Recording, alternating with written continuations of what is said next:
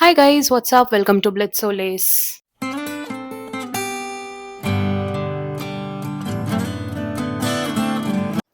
Bali season honestly never goes off. And after having an amazing trip myself, I thought why not share a complete budget friendly guide which will include flight details, currency, SIM card details, and more.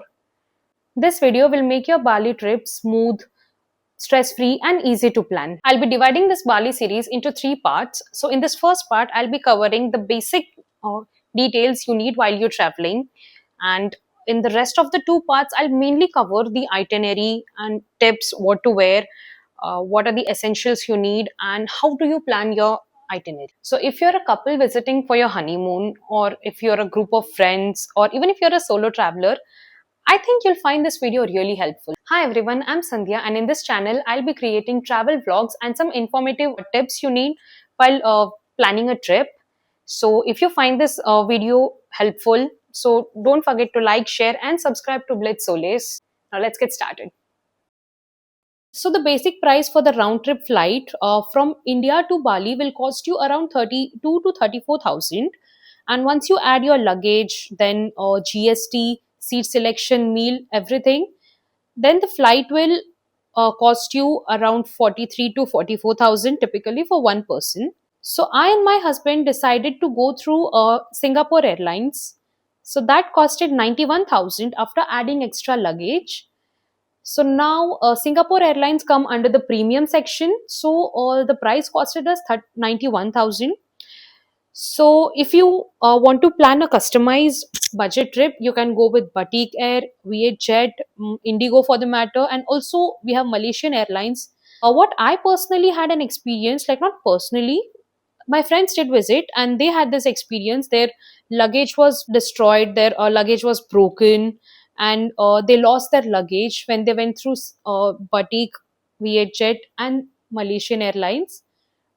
But since Singapore Airlines come on the premier side, we had an amazing experience when it came to food. Amazing. We opted for a non-veg option, and again in non-veg, please select Hindu non-veg option because there are basically two options in Singapore Airlines: Hindu non-veg and Muslim non-veg. So in Hindu non-veg, you'll basically get chicken, like chicken tikka with rice or any chicken or gravy with your rice. But when you opt for Muslim non-veg meal, they basically give you beef, which obviously Hindus don't have beef, right? So I think that's a good option if you're going for a non-veg menu, or you also have a vegetarian option available. So again, it's up to you what you want to have. So if you're traveling from Mumbai, you have connecting flights, and there are some cities in India where you have direct flights. I think it's Bangalore and Delhi. Again, I'm not sure about it. So 15 kg check-in per person is allowed, and you have to pay additional. So we opted for 25 kg per person. It was me 25 kg luggage and my husband with 25 kg luggage. And inside cabin 7 kg is usually allowed. So please check your baggage, weight them, see how it is, or else you have to pay extra during your flights, and that will take a lot of time. So Bali basically have two season, dry season and wet season.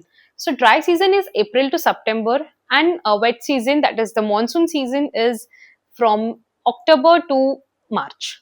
So we traveled in the month of April 2025. So our flight was on 4th of April, but again we did experience a little rain. So it's better you just you check the forecast. We also did the same. We checked that on the 5th and 6th day it was raining, and yes, it did rain. So it's always better to check the forecast before you book the tickets. There was a little rain in the early morning, but again it was again sunny, humid, hot in rest of the day, like around 10 to 5 or 6 it's normally sunny or humid. So I think it's best you visit during April to September. Indonesia is visa free for Indian passport holders, and I personally opted for e visa. Yes, we have visa on arrival, but again, to avoid that long queue in the process or during the process, we opted for e visa, and that barely took 4 to 5 minutes, and we were done because we were couple and they assumed that we are there for honeymoon. They just let us go, had the stamp on our passport, and they were like, thank you, welcome to Bali, Indonesia, and we were done. It was that simple. Meanwhile, there were other Indians who were right beside us in the same flight. Of course, they were there for a longer period of time, not like the one we went through. It was super quick, super easy, and the process is also very easy. You need these five documents. The first document would be your valid passport. Second is your rough itinerary. Third is the place of accommodation, because and that should be mentioned in your rough itinerary, because what happens is during the immigration process they do ask you that uh, when are you going to stay, when are you coming back. They need all the details, so they just want to cross check if you're going for a valid reason or a purpose there. You need your written flight tickets, it's very necessary. So whenever you're booking the flight, again please make sure that you're booking the round flight, round ticket, and you need your travel insurance. I'll come back to the point why do you need a travel insurance, but again that's still necessary. The e-visa link is mentioned in the description box below. You can opt for e-visa 7 days before your flight because its validity is for 30 days. You can extend it up to 90 days or 60 days depending, and there is a very separate procedure for this. The cost of e-visa for per person was 2,808 INR. So when you convert that to IDR, it's 5,19,400 IDR. And the online process barely took 4 to 5 minutes, and we quickly got our e-visa in our email ID like within few seconds. When it comes to Bali, the Indian currency is literally the king. Back in April 2025, when I visited Bali, one INR was around 194 IDR, and right now in December, it's 185 IDR to 188 IDR.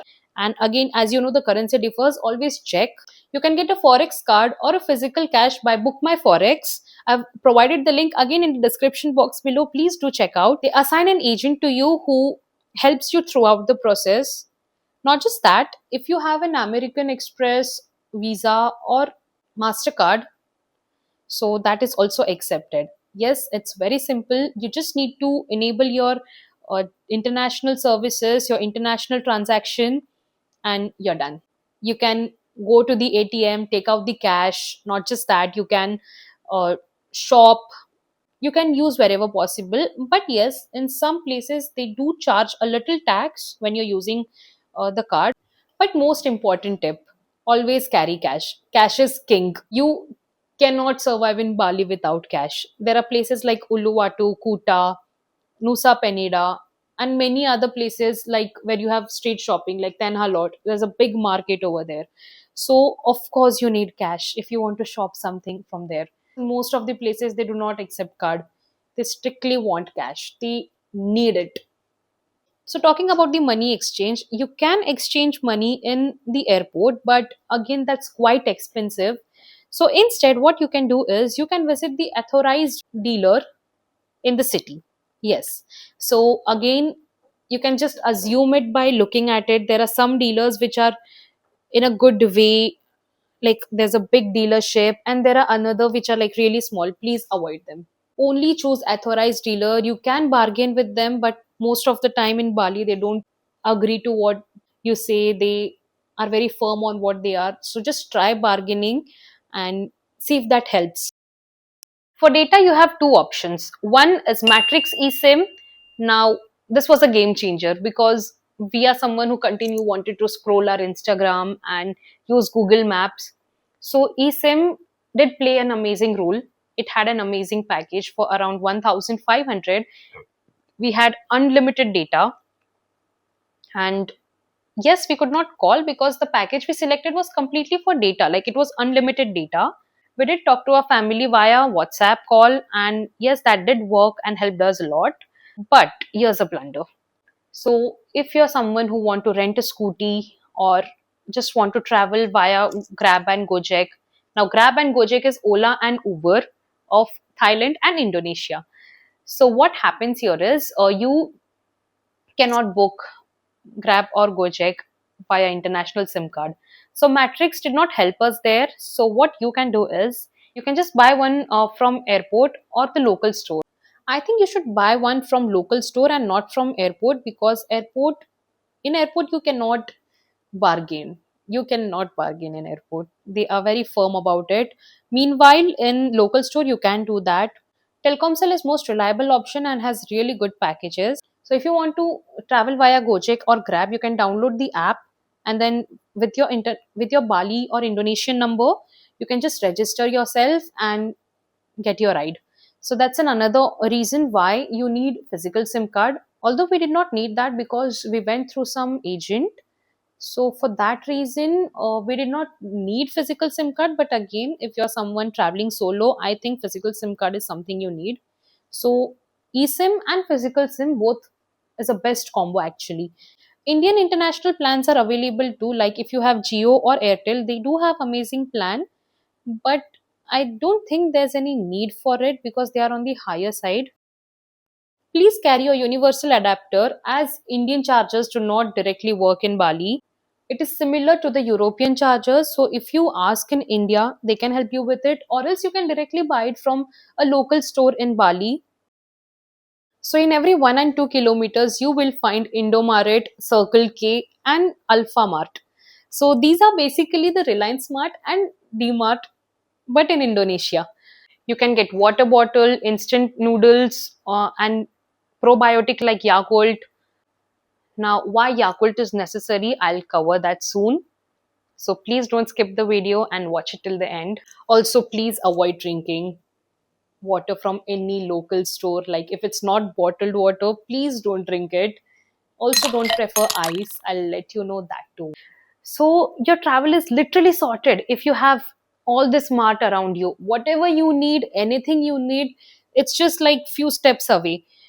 As soon as you step out in Denpasar airport, you will find a big mart, Circle K. And as soon as you go further, Indomaret, Alpha Mart, like everything is sorted over there. You get everything, right from your shampoo to your foot cream, everything, even packaged food. And in Circle K, I think they also provide burgers, but please confirm if it's beef or pork because people in Bali, they immensely love beef, pork.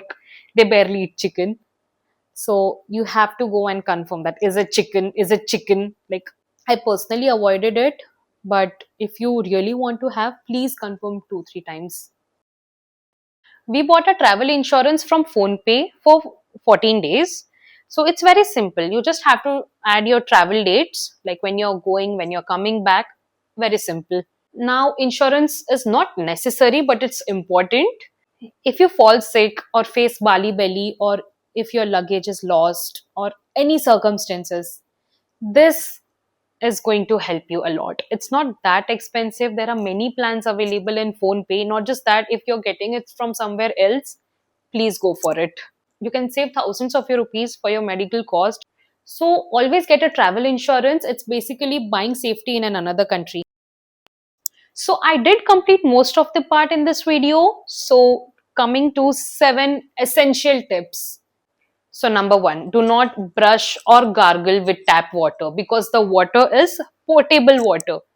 So now what is potable water? Please read this. Even if you're staying in a five-star hotel, please make sure you're not drinking potable water or brushing your teeth with it.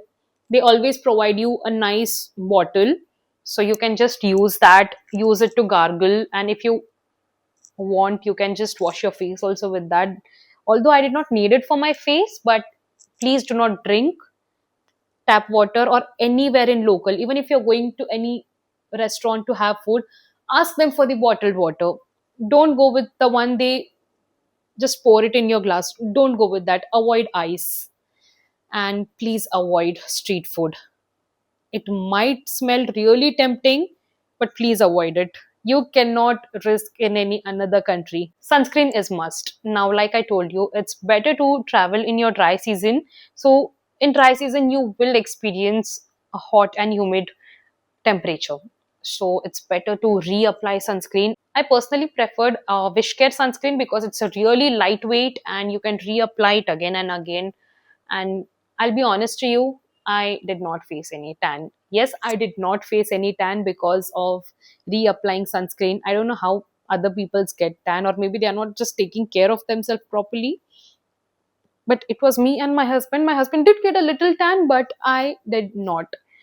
I was as it is. The way I went Bali, I came Bali the same way. There was zero tan. Number three, like I told previously, avoid street food. It might taste amazing. I don't know. I did not taste one. But yes, the smell will tempt you a lot. So basically, there are many stalls like Indian stall, जैसे वो समोसा तलते हैं या patties तलते हैं. People will get really crazy about it, and they'll be like, okay, I want to have, but please guys, don't go for it. My husband was literally craving for it, but I had to stop him. It was clearly on his face that he wanted to have, but we cannot risk it. Carry your driver license. So you need international driver permit. It costs around 6,000 and its validity is for 6 months. So if you're a continuous traveler who love to travel, I think this is something you need it. It's very important when you're renting a scooty. Also carry your Aadhaar card, because there were some places we did not have international driver permit, but we still went and asked that if we can get one. They asked for our Aadhaar card. So I think you should have a photocopy of your Aadhaar card and international driving license in Bali. So the traffic in Bali is chaotic. So if you know how to drive, please drive, but if not, avoid. You can always use Grab and Gojek, but again, if you don't know to drive, please don't risk your life. And for couples, please ensure at least one person know how to drive. Different places and temples have different rules. So if you're going to Uluwatu or Tenhalot or even Tirthayampul, they want you to cover the lower part of your body. So you're not allowed to show your knee. Even for guys, please opt for jeans or a long trouser. Don't go for shorts if you don't want to spoil your OOTD. And what are the dress codes for different temple, I'll be letting you know. So please subscribe to my channel so that I'll be covering the same part in my part 2. So that would help you a lot. Please carry the medicines that suit you. We personally went with antacid just in case we need it, paracetamol if we have any pain in our body, and yes, that did help after a Nusa Penida trip. Because it was a long trip, you had to hike a lot. We had a little sprain in our leg, so yes, the pain relief balm did help us, and also paracetamol.